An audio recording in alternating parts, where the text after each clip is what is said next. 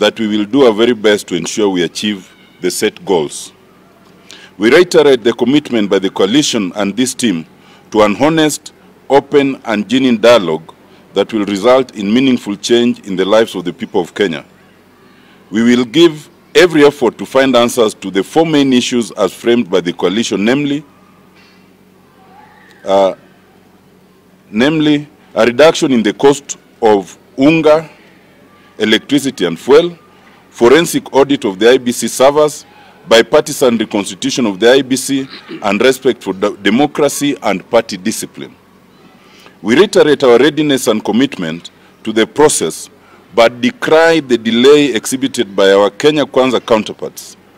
We note the delay in naming the 7 members of the team, and up to now, note that they have not named the co-chair, leaving us at a loss as to whom to engage.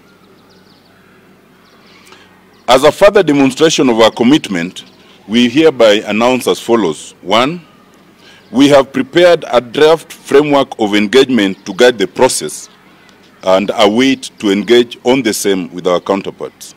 2, we have appointed the following as assisting counsel. First, Professor Makau Mutua, and second, Honorable Jeremiah Kioni. 3, we have appointed Advocate Paul Mwangi to act as Joint Secretary. We note that our counterparts have named Honorable Adam Kainan as part of their team. Honorable Kainan is a member of Azimio. The issue of party discipline is one of the 4 cardinal issues on the table, and his inclusion is in bad faith, unlawful, and intended to delay the process. We therefore request our counterparts to reconsider and replace Honorable Kainan so that we can move with speed. This is an extra-parliamentary process initiated by the principles of Kenya Kwanza and Azimio la Umoja One Kenya Alliance. We urge our counterparts to accept the text and spirit of the Constitution of public participation, consultation and inclusivity in such processes, signed by the team of the Azimio bipartisan dialogue team. And the statement will be shared to you and with you. If there's any question, we can take.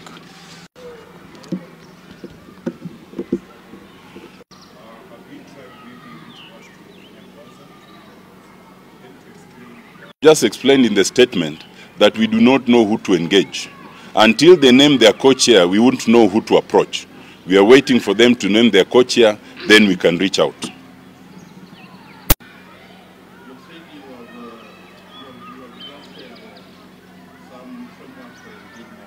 Share it with you. In such talks, whenever you have such talks, there are talks about talks. That draft framework of engagement, we have prepared it so that when we meet the other team, they will also be expected to have prepared their draft.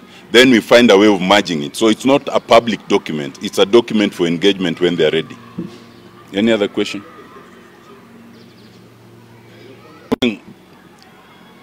Whenever you have a dialogue, you must be careful what is said in the context of the dialogue and what is said outside.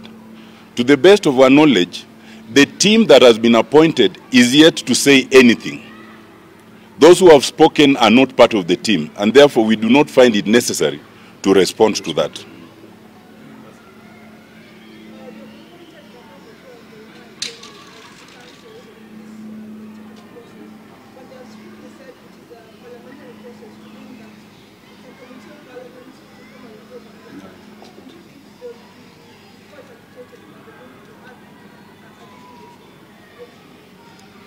If you look at our statement, the ultimate paragraph, we have indicated that this is an extra-parliamentary process. And we have urged them to accept the text and spirit of the Constitution.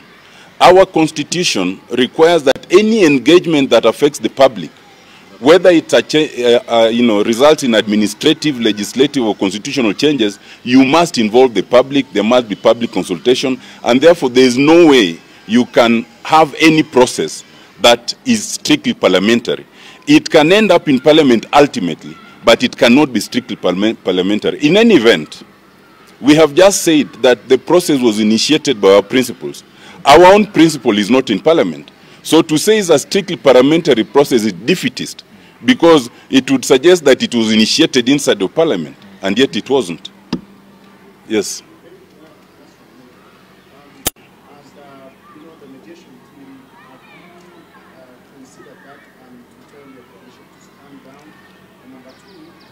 Let me start with your second question. As is clear from our statement, the cost of living, especially reduction in unga, fuel and others, is our priority number one. We expect to raise it as the very first issue in our talks. We have never said that the talks will not start until. We have said it should be lowered immediately.